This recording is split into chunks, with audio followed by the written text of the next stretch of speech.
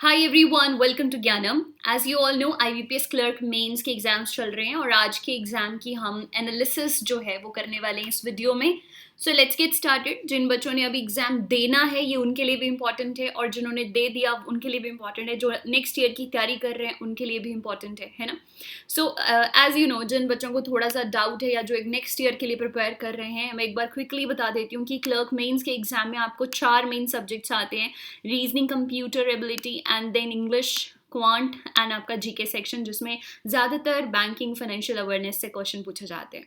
ठीक है, ये नंबर ऑफ क्वेश्चंस हैं। इंग्लिश में 40 आते हैं, बाकी सब में 50-50 क्वेश्चंस हैं।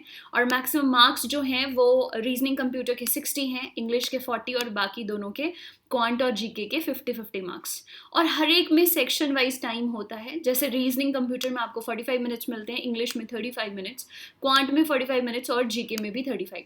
यानी जीके में आपको 30, जीके और इंग्लिश में आपको 35 मिनट्स मिलते हैं, रीजनिंग में आपको 45 मिलते हैं और क्वांट में आपको 45 मिनट्स मिलते हैं। ठीक है जी।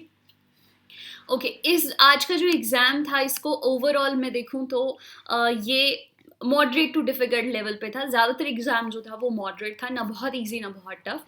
रीजनिंग एबिलिटी जो थी वो मॉडरेट टू डिफ़िकल्ट थी, ठीक है, और good attempt was 18-20। Quant aptitude जो था वो 25-27 मॉडरेट लेवल का था।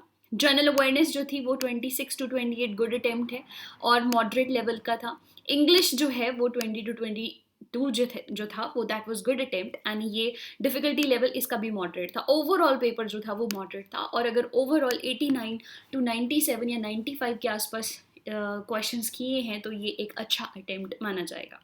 ठीक है, तो अब हम बात करते हैं कि रीजनिंग में क्या क्वेश्चन ज़्यादा आपको पूछे गए थे। तो रीजनिंग में जो है वो पजल से क्वेश्चन ज़्यादा पूछे गए थे। अराउंड 23-24 क्वेश्चन यहाँ से पूछे गए थे, जिसमें हेक्सागन 12% वाली मिक्स डायरेक्शन की पजल थी, लीनियर सीटिंग अरेंजमेंट थी, 13% की थी, 2 रोज का क्वेश्चन था, ठीक है, and then year month puzzle थी और सिलेक्शन बेस्ड थी, राइट। तो पजल्स थी इतनी, एंड मॉडरेट टू डिफिकल्ट होती हैं। ऑब्वियसली पजल्स को सॉल्व करना इतना भी आसान नहीं होता है, तो मॉडरेट टू डिफिकल्ट थी। डेटा सफिशिएंसी के 3 से 4 क्वेश्चन पूछे गए थे मॉडरेट लेवल के। कोडेड ब्लड रिलेशन के 3 क्वेश्चन पूछे गए थे। कोडेड डायरेक्शन के 3 क्वेश्चंस थे। कोडेड इन इनक्वालिटी के 3 क्वेश्चंस थे। वर्ड फॉर्मेशन का 1 क्वेश्चन था। मशीन इनपुट ट्रेडिशनली जैसे आता है 5 क्वेश्चंस थे, और क्रिटिकल रीजनिंग के 7 to 8 क्वेश्चंस थे। ठीक है, सो मॉडरेट टू डिफिकल्ट सिर्फ आपकी क्रिटिकल लॉजिकल, क्रिटिकल रीजनिंग और पजल थी, बाकी सब मॉडरेट था। So total overall paper was moderate to difficult, है ना, क्योंकि इसके ज़्यादा क्वेश्चन आए हुए थे। So total number of questions आपको पता है। Then come to quant aptitude. Quant में आपको डीआई के ज़्यादा क्वेश्चन पूछे जाते हैं। एज यूजुअली 20 क्वेश्चन पूछे गए थे जो कि मॉडरेट लेवल के थे, जिसमें टेबल बेस्ड डीआई थी, क्वाड्रेट इक्वेशन बेस्ड क्वेश्चंस थे, वेन डायग्राम बेस्ड थे, और मिक्सचर केसलेट भी आपको दिए गए थे।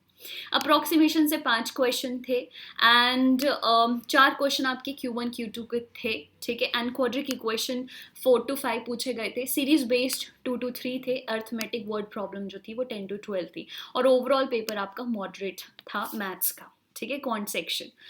इंग्लिश की बात करें, you got comprehension, reading comprehension 10 to 12 जो कि मॉडरेट लेवल के थे। नंबर ऑफ क्वेश्चन 10 से 12 पूछे गए थे।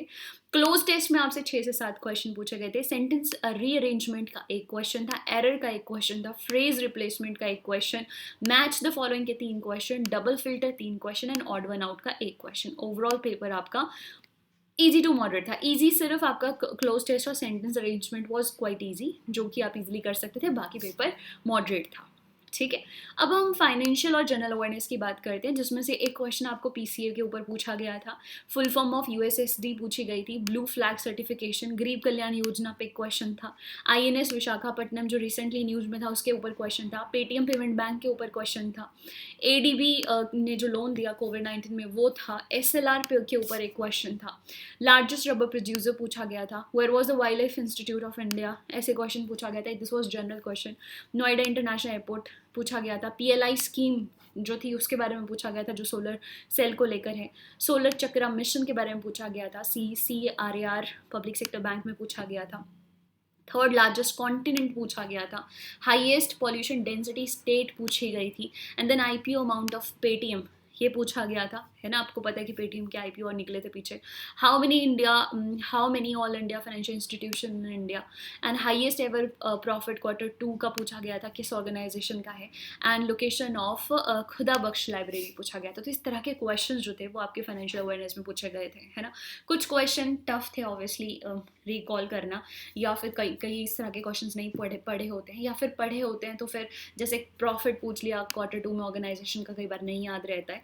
बाकी ओके क्वेश्चन थे, ठीक है। तो मैं कहूँगी ईजी टू मॉडरेट था, कोई बहुत ज़्यादा टफ नहीं था जीके वाला सेक्शन। ऑलराइट, सो ये थी एनालिसिस IBPS क्लर्क मेन की। हम अगर आपके कोई भी क्वेरी है इसके regarding, you can call us on these numbers, and we wish you all the best. जिन भी बच्चों ने पेपर दिया और जो अगली साल के लिए प्रिपेयर कर रहे हैं, जस्ट बूस्ट अप। आपको पता चल गया किस तरह का पेपर होता है, ऐसा ही पेपर आता है। और अगर आपकी कोई क्वेरी है तो you can also call us and you can write in comment section also. Thank you so much, all the best.